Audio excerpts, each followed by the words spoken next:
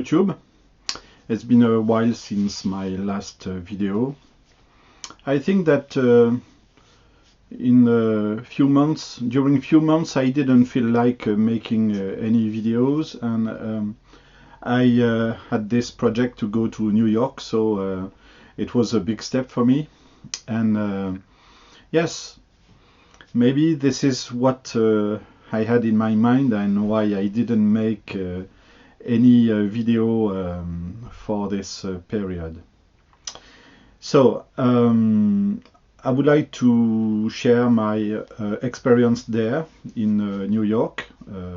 I was going there for the first time in US and in New York, of course. And I just want to say that I didn't go there for records. I went there for the city, the fascinating city. We had an accommodation near the Williamsburg Bridge in Brooklyn, so it could make the choices you will see in this video. And so yes, this is it. We went to New York for 7 days, for a week, and it was in May 2023, and let me share my experience there.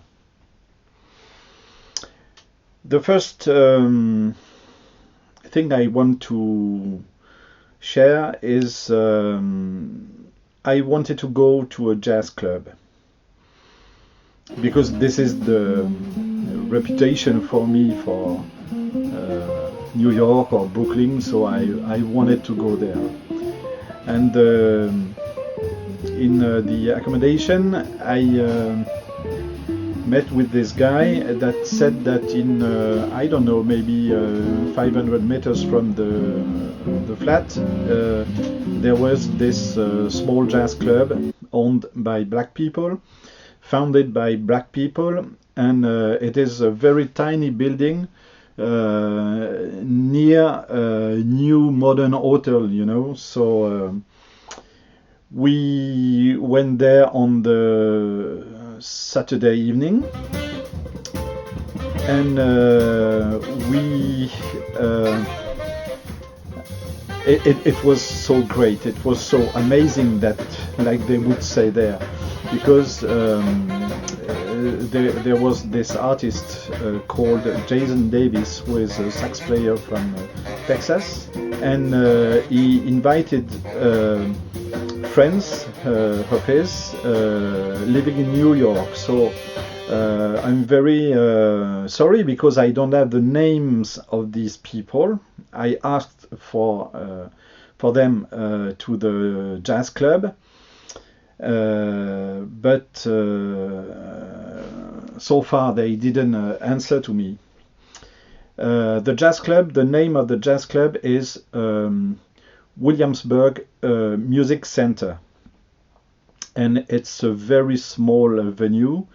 Maybe I don't know, maybe 20 people can be seated there looking at the gig. And well, so maybe I could share some small part of the concert. So we had the quintet, Jason Davis and his amazing sideman, guitar player, double bass player, and a drummer, and a congas player, and they were all great, all of them. Yeah, it was it was great. Yeah, I went to New York to live this sort of moment, you know. And then he invited 3 people, a so great soul singer, jazz singer. He called her Queen Isis, but I don't know her name, and I didn't find anything on internet about her.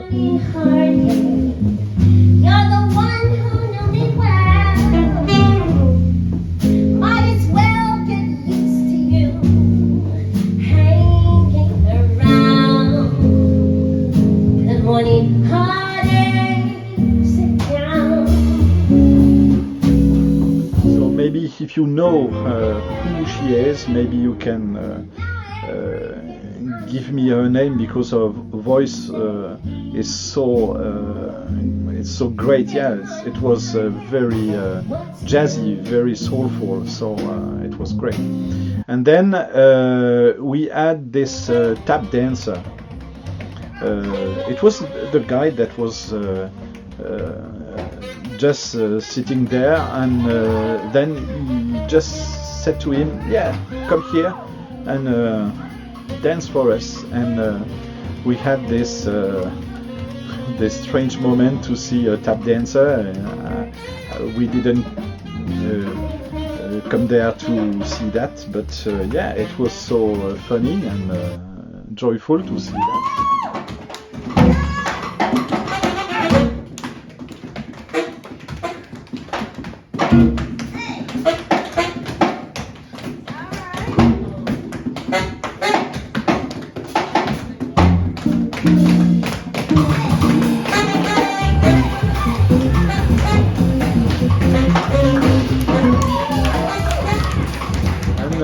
The last one was a trombone player from Texas, but living in New York at the time. So I will try to put some videos here to show what was the mood in this evening. And when the gig started, I think that we were 5 in the venue, and then in the end it was full. So yeah, people were coming as they like. Yeah. So this is the first step, and maybe the most iconic moment in New York for us. And then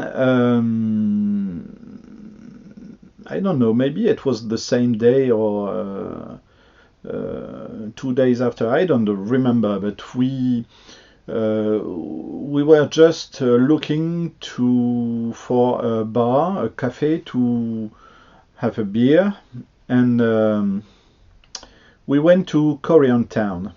Koreantown, I think it's few streets in New York, and we saw this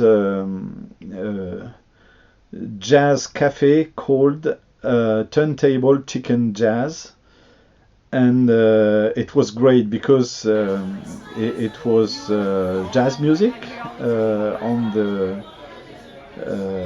in the bar, and in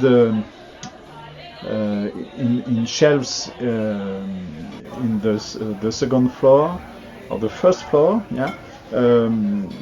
There were I don't know, maybe 40,000 records like this one, you know.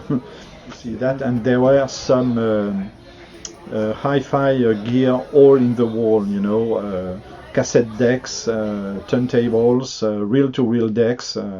So yeah, it was a great moment, and the waiters were Korean. So in Koreantown, I think it is just behind the Empire State Building, just the street after, in the south.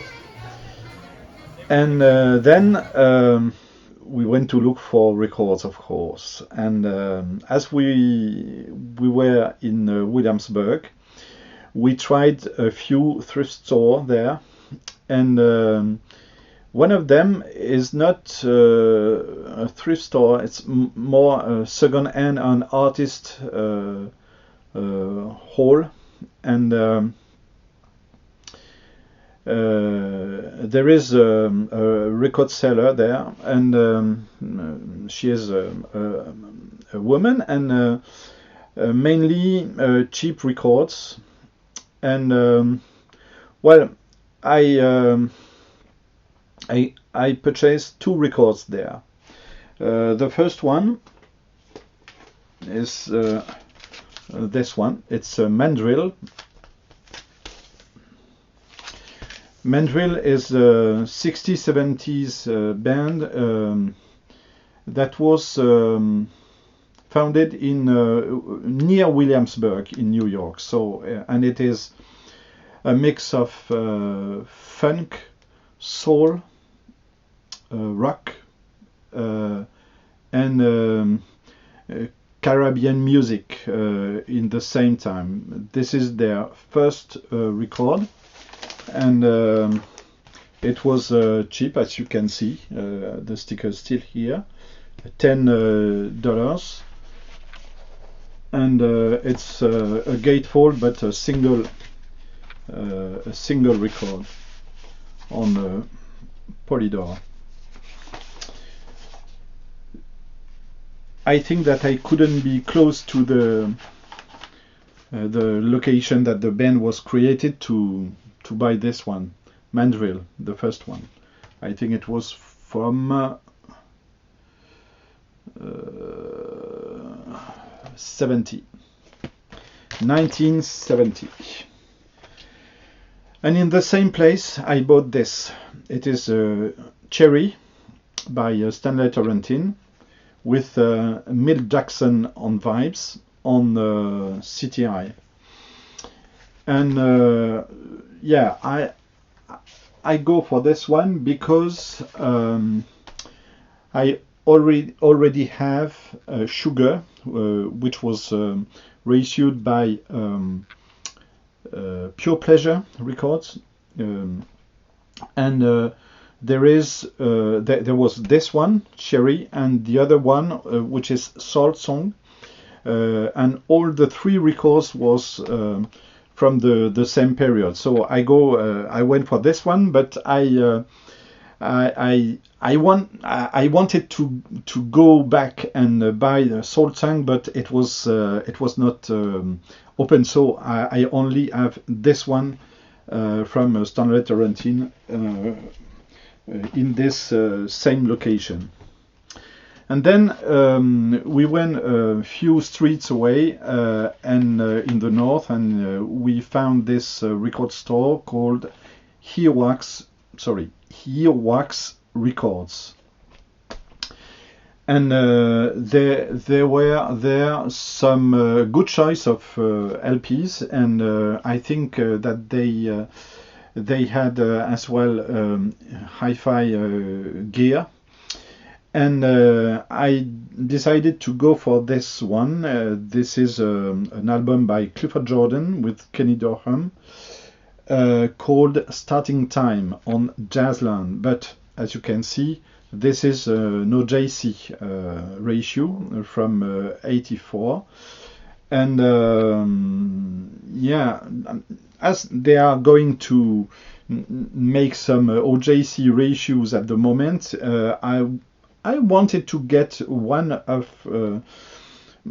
I don't know how you call that, but maybe OJC original, and this is one of them. So reissues from the '80s. It is Clifford Jordan on Jazzland, and you have it is on this orange label. So yeah, Clifford Jordan, Kenny Dorham, Cheddar Walden, Wilbur Ware, Albert Heath. This is my first Clifford Jordan, and I wanted to get one of his albums because I know that some records put on the market some reissues from him, and maybe I will go for them as well. And then it was, I think, 2 days after, on Tuesday, we went on the High Line. The High Line is a former railway track on like on bridge, and it's, I don't know, maybe 10 meters up. And we went just to make a walk there, and as all tourists do in New York nowadays. And then I just took my iPhone and to seek for record stores not too far from where we were, because when you visit New York, you you walk between 15 to 20 kilometers a day. So we want to go close, nearby where we were. So the app on my iPhone, which is called Plans, showed me some record stores. One of them was the Jazz Record Center. Okay, and it was 236 West 26th Street in Midtown. And we went there. It is a dull street, and there is nothing to see there, and nothing to see on the address that was on my phone. Nothing. Just a building, a big one, of course, Midtown. And, 236, there is a guy going in the building, so I asked him, is there any jazz record store here? And he said, no, I don't know. No, you must be wrong. There is no. And in my map, I was in the location of the store, so I didn't understand. And I go few doors away and asked for people that was Asian, and I think they were trading things for other stores. It was not a store for people like me, but more for I don't know. And I asked them, do you know this place, Jazz record store? And they said to me, just go back to the 236. You go to the doorbells, and then you will see the name. You just ring, and they will open to you. You take the lift, and it is on the 8th floor. So this is a store like in Tokyo, you know, upstairs on the 8th floor. And yeah, it was a good experience, and it is you have to go there. If you go to New York, if you are in jazz music, you have to go there, because you can get some posters of musicians, you can get records, you can get, I think that you can get hippie gear as well, I'm not sure, but yeah, and it is only jazz, so it is how do you say that amazing, because it's a weird place.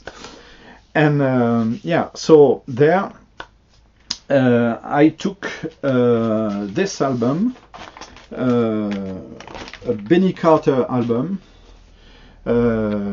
I have to say that I didn't know Benny Carter before, but I saw that Craft Recordings were going to reissue or had reissued this guy, this artist, not this album, but one album, I think 1 or 2 albums before. And I took that, and it was I wasn't not sure, because I saw Sam Rivers album as well, but it was with an orchestra, so I didn't take this one. I take this one because there is no orchestra written here. Benny Carter and his orchestra. So it's a pure orchestral album, which is not really for me, but it's a good one, yeah. And I'm very pleased to get this one. I'm not sure that I will listen to this every day, but yeah, I've got it on the United Artists, and the label is blue, light blue, like that. In the same place, the Jazz Music Center in Midtown, I bought this album, which is Dactari by Shelly Main. Shelly Main is a drummer from the West Coast, and some of his albums have been reissued by Craft Recordings lately. And when I wanted to know if I would be interested in these albums, I it happens that I listened to this one as well, because I knew the TV show when I was a child. I used to watch this, and of course I wanted to know if it was the same music, or if it was a reinterpretation, or I don't know. So I put this in my want list, so I was very pleased to get this in this store in New York. So it is on Atlantic. So Shelly Main performs and conducts his original music for the hit TV show. And I read that Shelly Main was a drummer that was trying with drums or with percussions to reach a melody, which is, I think, a rather modern way to compose music. And I think we are here in the core of this method. So yeah, it's a mix between jazz and strange Africa interpretation. I don't know, but it's a unique album, this one. So it will be a unique album in my collection as well. And I'm very pleased to get this one. And it is on Atlantic blue on green label with, I think that the inner sleeve is, yes, this one. So I'm very pleased to get this one, because this is one LP less in my want list, which is a good thing. Well, and then I asked for a few people to give me some record store addresses in New York, amongst them Steve Carlson and Fred, Big Star 1000, and both gave me Academy Records as a good store to visit. And when I was in Williamsburg, I went to the Academy Records in Brooklyn, which is a big store, but I was visiting the neighborhood with what we call a greeter, which is a volunteer that shows the town in the for tourists. And so as we were not alone, I decided not to buy anything there because I didn't have time. And but I went to Academy Records, one of the two addresses in Manhattan as well.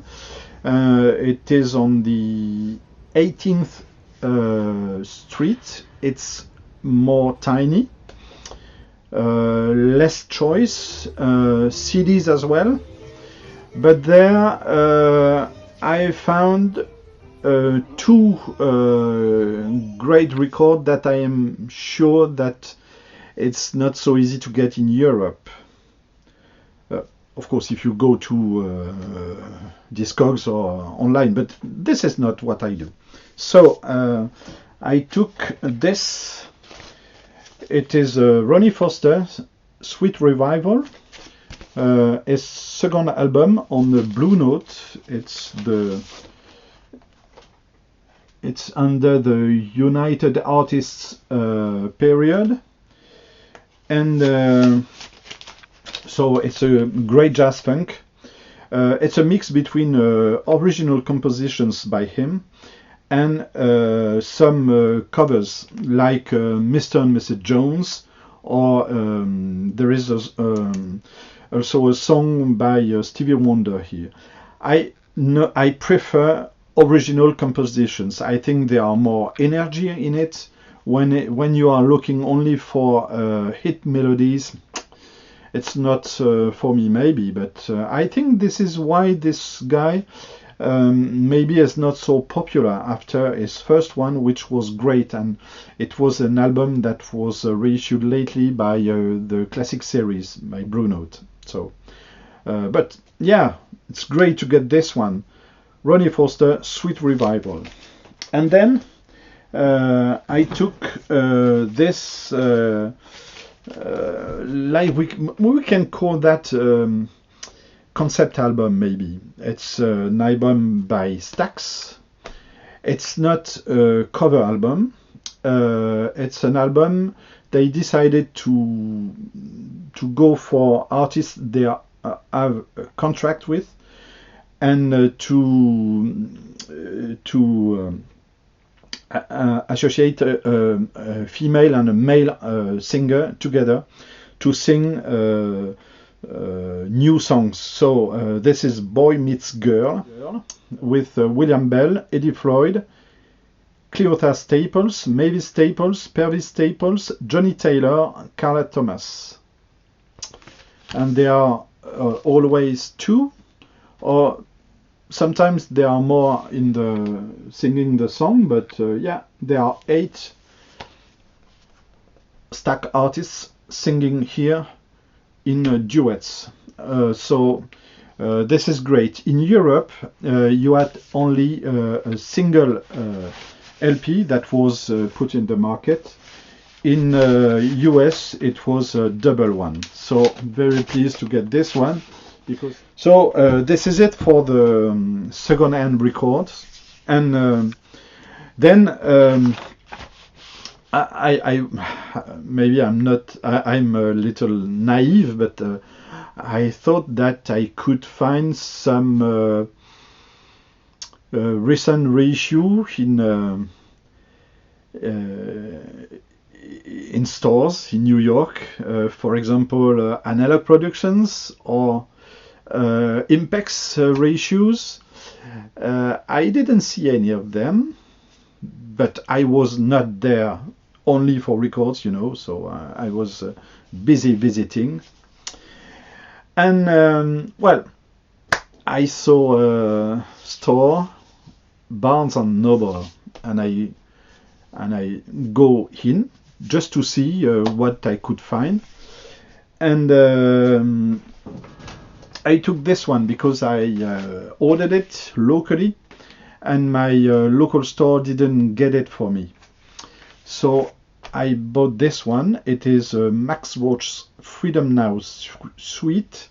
We insist with Abel Lincoln, Coleman Hawkins, and Olatuji on congas.